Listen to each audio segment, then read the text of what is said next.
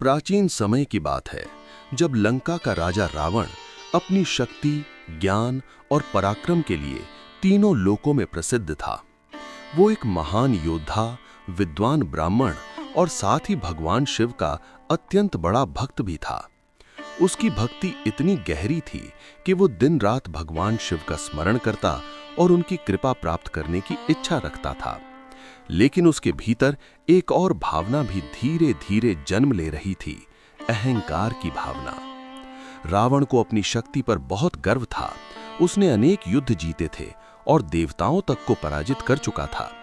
उसे ये विश्वास हो गया था कि इस संसार में कोई भी उससे अधिक शक्तिशाली नहीं है। इसी अहंकार के कारण उसके मन में एक दिन एक विचित्र विचार उत्पन्न हुआ। उसने सोचा कि भगवान शिव कैलाश पर्वत पर निवास करते हैं और यदि वो स्वयं कैलाश को ही उठाकर लंका ले जाए तो भगवान शिव को भी उसके साथ जाना पड़ेगा।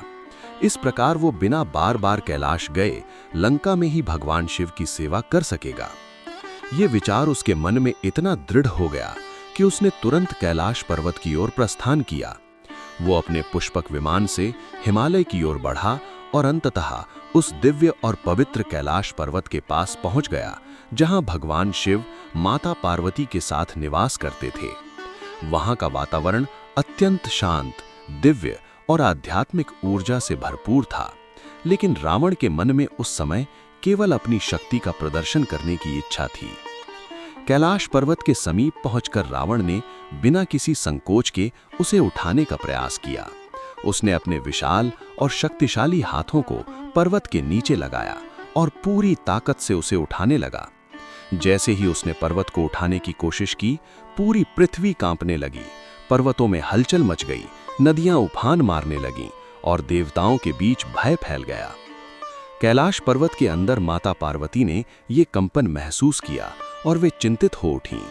उन्होंने भगवान शिव से पूछा कि ये भूकंप जैसा कंपन क्यों हो रहा है। भगवान शिव मुस्कुराए क्योंकि वे सब कुछ जानते थे। उन्होंने शांत स्वर में कहा कि ये रावण है जो अपने अहंकार में कैलाश पर्वत को उठाने का प्रयास कर रहा है। माता पार्वती ये सुनकर चकित रह गईं। उन्होंने भगवान शिव से अनुरोध किया कि इस स्थिति को तुरंत नियंत्रित किया जाए क्योंकि इससे संपूर्ण सृष्टि में अशांति फैल सकती है। भगवान शिव ने अत्यंत सहज भाव से इस स्थिति को संभालने का निश्चय किया। उधर रावण अपनी पूरी ताकत लगाकर कैलाश पर्वत को उठाने का प्रयास कर रहा था। वो गर्व से भरा हुआ था और उसे विश्वास था कि वो अवश्य सफल होगा। लेकिन उसी क्षण भगवान शिव ने बिना किसी प्रयास के केवल अपने पैर की एक उंगली से कैलाश पर्वत को हल्के से दबा दिया। जैसे ही भगवान शिव की उंगली पर्वत पर पड़ी, कैलाश का भार अचानक कई गुना बढ़ गया। रावण के हाथ जो पर्वत को उठाने के लिए नीचे लगे हुए थे, उसी क्षण उसके नीचे दब गए। उसका शरीर कांप उठा और वो असहनीय पीड़ा से चिल्ला उठा। उसका सारा अहंकार एक ही पल में चूर चूर हो गया। रावण ने पूरी ताकत लगाई लेकिन वो अपने हाथों को बाहर नहीं निकाल पाया। वो कैलाश पर्वत के नीचे फंस गया था। उसकी गर्जना अब दर्द की चीखों में बदल चुकी थी।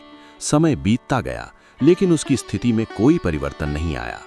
उसे समझ आ गया कि ये कोई साधारण शक्ति नहीं है बल्कि स्वयं भगवान शिव की लीला है। उसकी पीड़ा इतनी बढ़ गई कि उसने अंततः भगवान शिव को पुकारना शुरू किया। उसने अपनी गलतियों को स्वीकार किया और सच्चे मन से भगवान शिव की स्तुति करने लगा। कहा जाता है कि उसी समय रावण ने शिव तांडव स्तोत्र की रचना की जिसमें उसने भगवान शिव की महिमा का अत्यंत सुंदर वर्णन किया। उसकी भक्ति, समर्पण और पश्चाताप को देखकर भगवान शिव प्रसन्न हो गए। उन्होंने महसूस किया कि रावण ने अपने अहंकार को त्याग दिया है और अब वो सच्चे मन से उनकी शरण में आया है। तब भगवान शिव ने धीरे से अपना पैर हटाया और कैलाश का भार सामान्य हो गया। रावण के हाथ मुक्त हो गए। वो तुरंत उठकर भगवान शिव के सामने नतमस्तक हो गया। उसकी आंखों में पश्चाताप और श्रद्धा दोनों थे। भगवान शिव उसके सामने प्रकट हुए और उसे क्षमा कर दिया। उन्होंने उसे आशीर्वाद दिया और साथ ही ये भी सिखाया कि शक्ति और ज्ञान के साथ विनम्रता का होना अत्यंत आवश्यक है।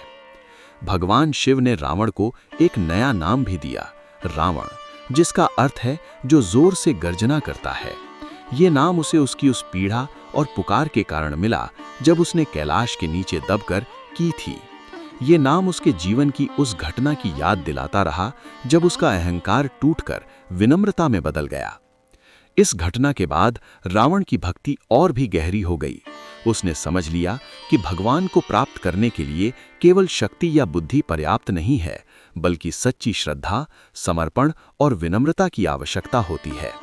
उसका अहंकार, जो पहले उसकी पहचान बन चुका था, अब धीरे धीरे समाप्त हो गया और उसकी जगह भक्ति ने ले ली।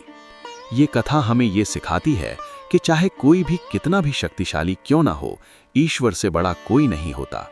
जब मनुष्य अपने अहंकार में आकर ईश्वर को भी चुनौती देने लगता है, तब उसे अपनी सीमाओं का एहसास अवश्य होता है। लेकिन जब वही मनुष्य सच्चे मन से पश्चाताप करता है और ईश्वर की शरण में आता है, तो ईश्वर उसे क्षमा भी करते हैं और मार्ग भी दिखाते हैं। इस प्रकार रावण और भगवान शिव की ये कथा केवल शक्ति और पराक्रम की नहीं, बल्कि अहंकार के विनाश और भक्ति की विजय की कहानी है, जो आज भी हमें विनम्रता और सच्चे समर्पण का महत्व सिखाती है।